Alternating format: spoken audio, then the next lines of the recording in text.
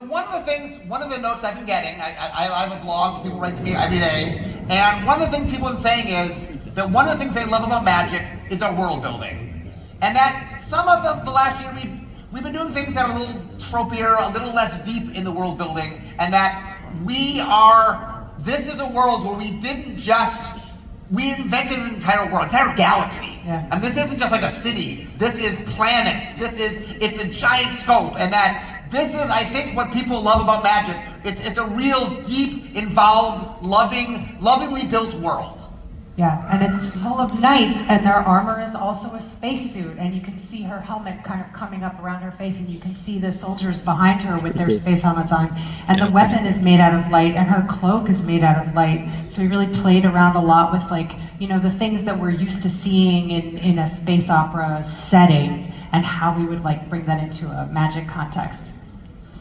All right, let's just keep going through some cool art. So one of the cool things about any Magic world we build is the lens we look through is the color pie, because it's awesome. And that one of the things we did is this world has white influences, blue, black, red, green. So this, for example, is a white race, I believe.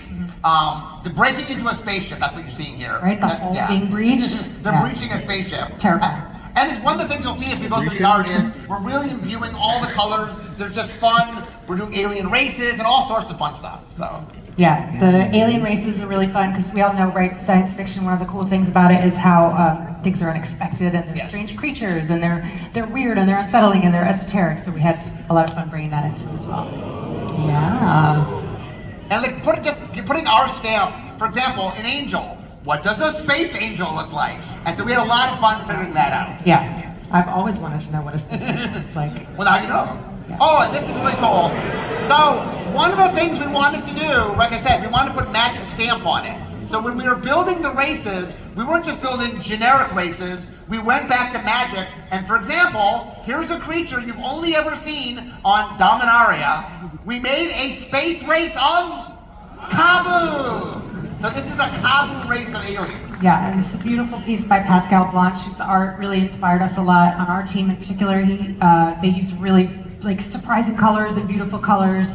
And space exploration is about unknown frontiers and exploration, so we're really trying to capture that in as many ways as we could. And of course, you can't have space without a space whale! Woo! Yeah. Floating through the void, swirling around. Yeah, this is a Leviathan bigger than a planet that's chewing on a moon like a dog with a bone.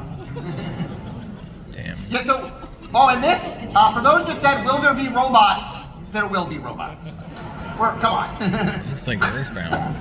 That shield is beautiful. It's another enormous creature. Another thing, by the way, you mentioned this earlier, is one of the things about the space genre is how big everything is, the sense of scale. Like this is a monster. If you look back, you'll see the teeth of the monster. But we're talking, there's just a hugeness in scale and scope. Yeah, so it was so much fun to make these mana atmospheres that weren't just about a swamp. It's a planet that's a swamp, and a moon that's a swamp, and a section of the galaxy that's a swamp.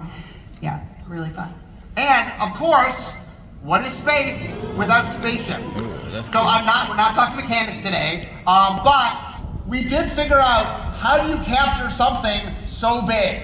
How do you capture giant spaceships, planets? How do you capture things? And so we did. We won't tell you today how we did it, but we did. So. And that's not just a spaceship, that's a dreadnought. There's tiny little, I don't know if you can tell, tiny little scale spaceships underneath it. Oh yeah.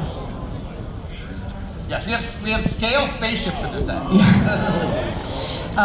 Adam Peck did a series of really beautiful land cards that are planets also, you know, like planets with storms swirling on their surfaces, and there's space stations within that, and there's all kinds of drama, you know, from the atmosphere back down on the planet. 2 years ago, we put out Infinity, and in it we did lands that were space lands. And those were very popular, so we said, let's do a lot more of that, so we have a lot of space lands. Also, what's more fun if we make all the planets, we blow up all the planets.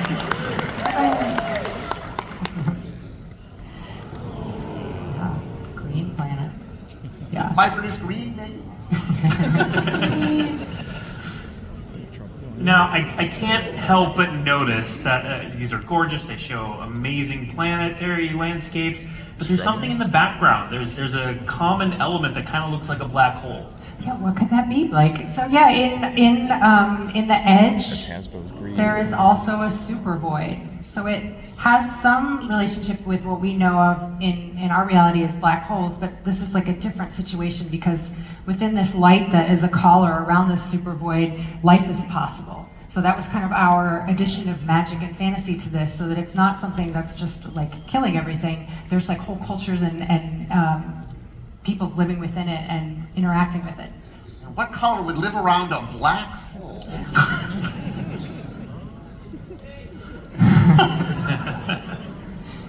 Yeah, just the vastness of the landscapes were so much fun. So beautiful. The set is so beautiful. We're going to show you some of the art, but I see more. It's very pretty. Now, Sarah, this one looks a little bit different to me. Yeah, so we made a lot of land cards in this set, and then we also, because we were doing that, we thought, why not make a series of kind of travel poster style ones where it's more kind of like a lifestyle, like a luxurious, like a hey, come visit our giant space snake kind of vibe. And it's a really beautiful contrast to the main set cards because they have so much cinematic complexity to them, but these are like more simplified and more stylized and a little more like flat rendering, and there's like kind of an airbrush quality to them.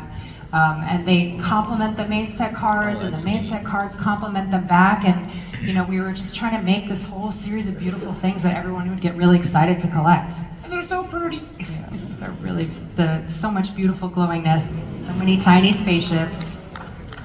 Now, we've seen a lot of new places, new planets, new characters. Mark, who do we have that's returning, though? So, because we're doing so much new stuff, we want to make sure we grounded it in something the players knew. So our antagonist of the story is somebody you all know quite well, and I can't say what he's up to, but promise it's up to no good.